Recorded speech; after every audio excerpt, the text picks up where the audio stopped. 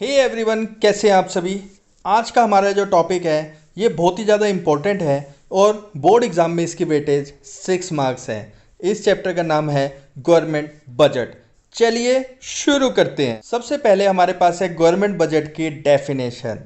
तो बजट एक annual statement होता है जो कि एस्टिमेटेड रिसिट और estimated expenditure of government during the financial year हम एस्टिमेट करते हैं कि कितना किसी फाइनेंशियल ईयर में गवर्नमेंट को रिसीट होने वाला है और कितना उस फाइनेंशियल ईयर में गवर्नमेंट प्लान कर रही है कि वो स्पेंड करेगी।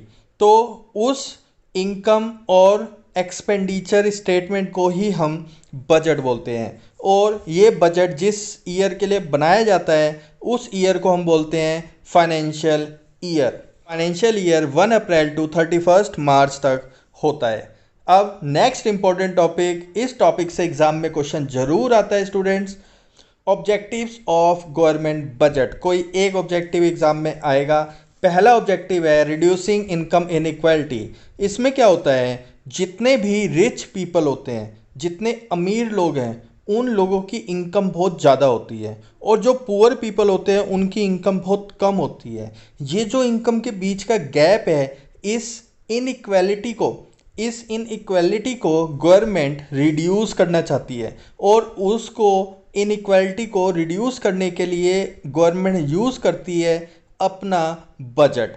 तो गवर्नमेंट का जो बजट होता है वो फोकस्ड होता है कुछ एक ऑब्जेक्टिव्स के ऊपर, जिसमें से पहला ऑब्जेक्टिव है रिड्यूसिंग इनकम इनइक्वालिटी। अब गवर्नमेंट इस इनकम इनइक्वालिटी के ऑब्जेक्टिव को अचीव कैसे करती है, आइए हम सीखते हैं कि गवर्नमेंट इनकम इनइक्वालिटी को रिमूव कैसे करती है। तो आप एक सिंपल सा उदाहरण ले सकते हैं।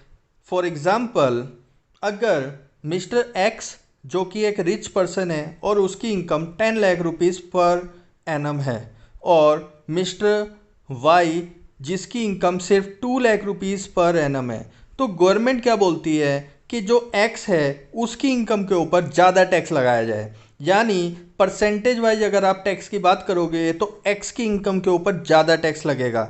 यानी अगर वाई की इनकम के ऊपर 10% लग रहा है तो एक्स की इनकम के ऊपर 30% टैक्स लग जाएगा, जिससे क्या होगा, एक्स की पॉकेट से पैसा ज़्यादा जाएगा और वाई की पॉकेट से पैसा कम जाएगा। इससे गवर्नमेंट कहीं ना कहीं इनकम के बीच का जो उनका गैप है, जो उनका डिस्पोजेबल इनकम के बीच का गैप है, उस गैप को कम करने की कोशिश करती है। साथ ही गवर्नमेंट कई तरह के मेजर्स लेती है, जैसे जब किसी पर्सन की इनकम के ऊपर टैक्स लग जाता है तो जो इनकम बचती है वो खर्चने के लिए बचती है, यानी उस इनकम को हम बोलते हैं डिस्पोजेबल इनकम।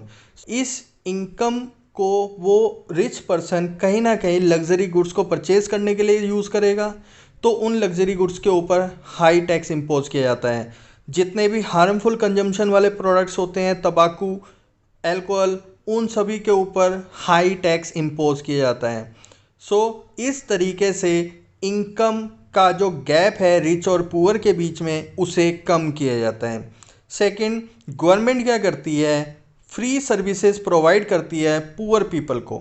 ये जो फ्री सर्विसेज है, जैसे education, free medical, granting them subsidies, gas cylinder, जो पीएनजी सिलेंडर होता है, आपके घरों में जो गैस होती है, एलपीजी गैस होती है, इस गैस का जो सिलेंडर होता है वो बहुत सस्ता मिलता है क्योंकि गवर्नमेंट उस सिलेंडर पर सब्सिडी देती है, तो इससे पुअर लोगों का फ़ायदा होता है।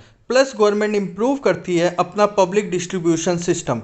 ये जो गवर्नमेंट का पब्लिक डिस्ट्रीब्यूशन सिस्टम है, इस सिस्टम में ही गवर्नमेंट फूड की सप्लाई करती है कम रेट में, राशन शॉप्स के जरिए गरीब लोगों को फूड प्रोवाइड किया जाता है। तो इस तरीके से गवर्नमेंट कोशिश करती है कि पुअर लोगों का कम खर्चा हो और अमीर लोगों का ज़्यादा खर्चा हो, जिससे कि उनकी इनकम के बीच का जो गैप है वो कम किया जा सके। आइए अब सेकंड टॉपिक पढ़ते हैं, सेकंड ऑब्जेक्टिव पढ़ते हैं गवर्नमेंट बजट का, जो कि है इकोनॉमिक स्टेबिलिटी।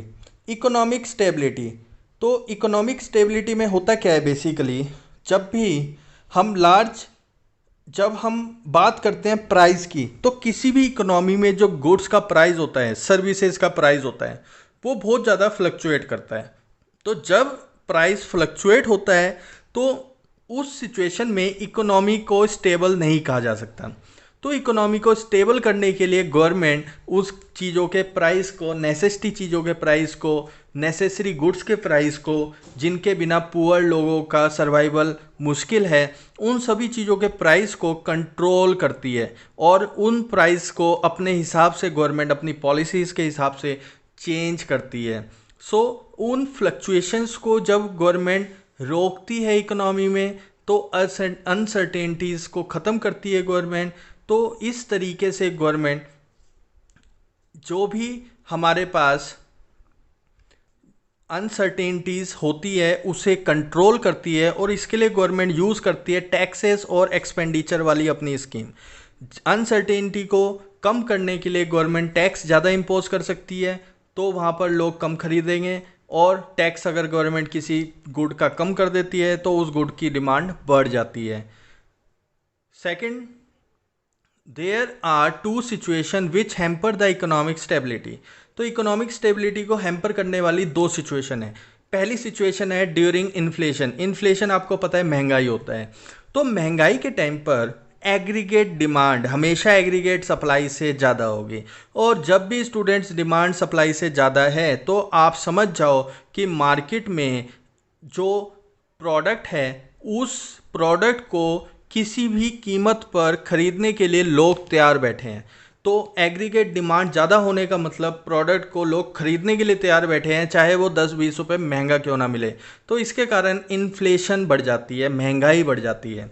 तो इस महंगाई को गवर्नमेंट कंट्रोल करना चाहती है। और गवर्नमेंट कैसे कंट्रोल करती है? गवर्नमेंट बेसिकली अपने खुद के खर्चों को कम कर देती है। अगर गवर्नमेंट आपको बोलेगी आप खर्चे कम करोगे नहीं करोगे आपकी चॉइस है, लेकिन गवर्नमेंट खुद के खर्चे तो कम कर सकती है ना, वो चीज़ तो गवर्नमेंट के हाथ में है। तो इस तरह से डिमांड मार्केट में कम हो जाती है और महंगाई भी कम हो जाती है। इसका अपोजिट होता है डिफ्लेशन में। डिफ्लेशन एक ऐसी सिचुएशन होती है जब मार्केट में सामान बहुत ज़्यादा अवेलेबल होता है लेकिन उसे खरीदने वाले बायर मार्केट में अवेलेबल नहीं होते हैं, यानी एग्रीगेट डिमांड हमेशा लेस देन एग्रीगेट सप्लाई होती है। तो जो प्रोड्यूसर है वो सप्लाई करता है, लेकिन जो बायर है वो डिमांड कम कर रहा है। तो इस सिचुएशन में मार्केट में प्राइस बहुत ज़्यादा कम हो जाते हैं प्रोडक्ट का, लेकिन बायर उस चीज़ को तब भी खरीदने में इंटरेस्टेड नहीं होता है। लोगों की जॉब जा रही होती है क्योंकि उन कंपनीज़ के पास डिमांड नहीं होती है, तो वो मशीन चला के क्या करेंगे, तो वो अपने एम्प्लॉयज़ को निकालते रहते हैं जॉब से। तो ये सिचुएशन बड़ी क्रिटिकल हो जाती है। इस सिचुएशन को बचाने के लिए गवर्नमेंट अपने खुद के खर्चों को इंक्रीज़ कर देती है, तो जिससे एक मार्केट में एक तरह की डिमांड क्रिएट हो जाती है और दोबारा से उन कंपनीज़ के पास ऑर्डर आ जाता है। दोबारा से वो कंपनीज़ लोगों को हायर करना शुरू कर देती हैं, और फिर दोबारा वो जो लोग हायर हुए हैं वो उनके पास इनकम आएगी, वो मार्केट में जाएंगे, दोबारा खर्चा करेंगे, फिर दोबारा डिमांड क्रिएट होगी। तो इस तरह से इकोनॉमी स्टेबल हो जाती है। आइए अब थर्ड पॉइंट पढ़ते हैं, रीएलोकेशन ऑफ रिसोर्सेज। स्टूडेंट्स, ये जो थर्ड पॉइंट है इसका ऑब्जेक्टिव्स का third point, reallocation of resources, ये बहुत ही ज़्यादा समझने वाला पॉइंट है और इम्पोर्टेंट भी है। आप समझ सकते हैं कि गवर्नमेंट बजट जब बनाती है तो वो अलग अलग सेक्टर्स को ध्यान में रखते हुए बजट बनाती है। अलग अलग सेक्टर्स को उनकी रिक्वायरमेंट के हिसाब से, उनकी इम्प्रूवमेंट के हिसाब से, उनको इम्प्रूव करना है फ्यूचर में, उनको कहाँ पर हम देखना चाहते हैं, उसके हिसाब से उनके लिए बजट तैयार किया जाता है, उनके लिए एक्सपेंडिचर की लिमिट फिक्स की जाती है। तो गवर्नमेंट सपोज़ अगर आप स्कूलिंग की बात करो तो अगर गवर्नमेंट एजुकेशन को बढ़ावा देना चाहती है तो एजुकेशन सेक्टर को गवर्नमेंट अपने बजट में कुछ हज़ार करोड़ रुपए का ज़्यादा बजट दे देगी। तो उससे क्या होगा, वो जो एक्स्ट्रा पैसा गया गवर्नमेंट बजट से एजुकेशन सेक्टर के लिए, वो एक्स्ट्रा पैसा सिर्फ और सिर्फ एजुकेशन में ही काम आने वाला है, वो कहीं और यूज़ हो ही नहीं सकता। इसी तरह से ऑटोमोबाइल इंडस्ट्री को अगर गवर्नमेंट ग्रो करना चाहती है, गवर्नमेंट ऑटोमोबाइल इंडस्ट्री को बूस्ट करना चाहती है, तो बजट में उसके लिए कुछ पैकेज अगर गवर्नमेंट अनाउंस कर देती है तो उस पैकेज की हेल्प से वो इंडस्ट्री बूस्ट हो जाएगी। तो इस तरह से गवर्नमेंट अपने बजट की हेल्प से रिसोर्सेज को एलोकेट करती है इकोनॉमी में। तो गवर्नमेंट इकोनॉमिक और सोशल प्रायोरिटीज़ को ध्यान में रखती है जब भी गवर्नमेंट बजट बनाती है। तो गवर्नमेंट बजट बनाते टाइम किन किन सेक्टर पे ध्यान देती है? Health, education, water, sanitation, infrastructure और बैकवर्ड एंड रूरल एरिया, इन सभी सेक्टर्स में प्राइवेट कंपनी पार्टिसिपेट नहीं करना चाहती। प्राइवेट कंपनी कभी आपको सैनिटाइजेशन वर्क करती हुई दिखाई नहीं देगी। तो जब सैनिटाइजेशन वर्क करती हुई प्राइवेट कंपनी आपको दिखाई नहीं देगी, तो ऐसे में आप समझ सकते हैं कि उस बिज़नेस में उन्हें फ़ायदा नहीं हो रहा है। जहाँ पर उन्हें प्रॉफिट नहीं होता वो काम नहीं करते हैं। तो इसीलिए गवर्नमेंट को फिर आगे आना पड़ता है और खुद से वो काम करना पड़ता है। तो जो मनी है, जो बैकअप में जो जो भी फंड रिक्वायर्ड होता है, वो सब बजट से ही आता है। तो इस तरह से गवर्नमेंट बजट के पैसे को रीएलोकेट करती है ताकि इकोनॉमी में रिसोर्सेज की ग्रोथ हो सके। आई होप आपको ये समझ में आया होगा स्टूडेंट्स। अब नेक्स्ट हम टॉपिक पे चलते हैं। इससे पहले हम एक एग्जांपल देख लेते हैं इसका, रीएलोकेशन ऑफ रिसोर्स का एग्जांपल। लास्ट लाइन में लिखा है, government can give a tax holiday to enterprises to set up in backward areas. तो गवर्नमेंट जो है एंटरप्राइजेस को टैक्स हॉलीडे दे सकती है ताकि वो बैकवर्ड एरिया में सेटअप हो। सपोज़ कोई रिमोट एरिया है इंडिया का और वहाँ पर गवर्नमेंट ने उस एरिया को प्रमोट करने के लिए बहुत सारी स्कीम चला रखी है, जिसमें से टैक्स हॉलीडे, यानी अगर कोई इंडस्ट्री वहाँ पर जाकर प्रोडक्शन करती है, वहाँ पर अपना प्लांट इंस्टॉल करती है, तो उसको टैक्स नहीं देना पड़ेगा। तो गवर्नमेंट इस तरह की स्कीम चलाती है ताकि वो बैकवर्ड एरिया डेवलप हो सके। आइए अब फोर्थ पॉइंट पढ़ते हैं इसका ऑब्जेक्टिव का, management of public enterprises. Management of public enterprises, जैसा कि आपको पता है गवर्नमेंट की अपनी खुद की भी कंपनीज होती हैं जिसे हम पब्लिक एंटरप्राइजेस कहते हैं। जैसे आप समझ सकते हैं रेलवे, पोस्ट ऑफिस, इलेक्ट्रिसिटी, ये सब गवर्नमेंट की सेल्फ ओन ऑर्गेनाइजेशंस है। इन सभी ऑर्गेनाइजेशन को भी गवर्नमेंट मैनेज करती है। तो इनकी जो मैनेजमेंट होती है वो गवर्नमेंट के कंट्रोल में होती है। बजट में इन सभी इंडस्ट्रीज़ का भी खास ध्यान रखा जाता है, इन कॉरपोरेशंस का भी खास ध्यान रखा जाता है, क्योंकि ये एक तरह की नेचुरल मोनोपोली होती है, इकोनॉमी में बहुत इम्पोर्टेंट रोल प्ले करते हैं। अगर ये मोनोपोली इंडस्ट्री में नहीं होगी, इकोनॉमी में अगर ये मोनोपोली नहीं होगी, और ये मोनोपोली अगर अगर आपको इकोनॉमी में नहीं मिलती है, तो आप समझ लीजिए प्राइवेट कंपनीज आपसे कितने ज़्यादा प्राइस चार्ज करेगी उसी चीज़ के। तो इसीलिए यहाँ पर गवर्नमेंट ओन कंपनी का होना बहुत ज़रूरी है। तो गवर्नमेंट बजट में इन नेचुरल मोनोपोलीज़ का ध्यान रखती है, और इन नेचुरल मोनोपोलीज़ को कई बार गवर्नमेंट प्रमोट करने के लिए बजट में अलग अलग तरह की स्कीम्स लॉन्च करती है। Next, economic growth.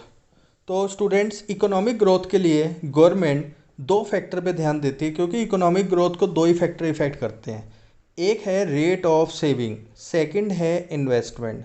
तो गवर्नमेंट क्या करती है, बहुत सारे ऐसे प्लान बनाती है, ऐसे प्रोविज़न्स बनाती है बजट में, जिससे कि ओवरऑल रेट ऑफ सेविंग और इन्वेस्टमेंट जो इकोनॉमी में हो रहा है वो इम्प्रूव हो सके। तो इकोनॉमी में अगर सपोज़ मैं सेव करता हूँ money in my bank account, तो मेरे बैंक में अगर मैं पैसा सेव करता हूँ, तो उसी बैंक में कोई ना कोई बोरोअर जो कि बिजनेसमैन है, वो जाके उस पैसे को लोन लेता है और उसे वो पैसा एज अ लोन मिल जाता है। ये हमने बैंकिंग वाले चैप्टर में पढ़ा था। आपने बैंकिंग चैप्टर की क्लास नहीं ली है तो डिस्क्रिप्शन बॉक्स में आपको उसका लिंक मिल जाएगा। मनी एंड बैंकिंग दोनों चैप्टर की क्लास भी आप इसको पढ़ने से पहले ज़रूर लीजिए, ताकि ये चैप्टर आपको अच्छे से समझ में आए।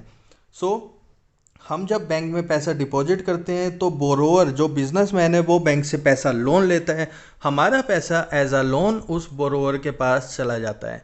तो इस तरह से हमारी सेविंग उसके लिए इन्वेस्टमेंट बन गया। तो सेविंग और इन्वेस्टमेंट इकोनॉमिक ग्रोथ में बहुत ज़्यादा इम्पोर्टेंट रोल प्ले करते हैं, इसलिए गवर्नमेंट इन चीज़ों को प्रमोट करती है।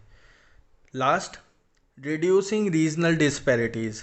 रीजनल डिस्पैरिटी आप समझ सकते हैं स्टूडेंट्स कि इंडिया में जिस तरह से अरुणाचल प्रदेश, उड़ीसा, छत्तीसगढ़, इनकी कई कई इन स्टेट्स में ज़िला हैं, इन स्टेट में कई डिस्ट्रिक्ट्स हैं जो बहुत रिमोट एरिया माना जाता है, और वहाँ पर अगर कोई भी कंपनी इंस्टॉल हो जाती है तो वहाँ की जो पॉपुलेशन है उसकी ग्रोथ ईज़िली की जा सकती है।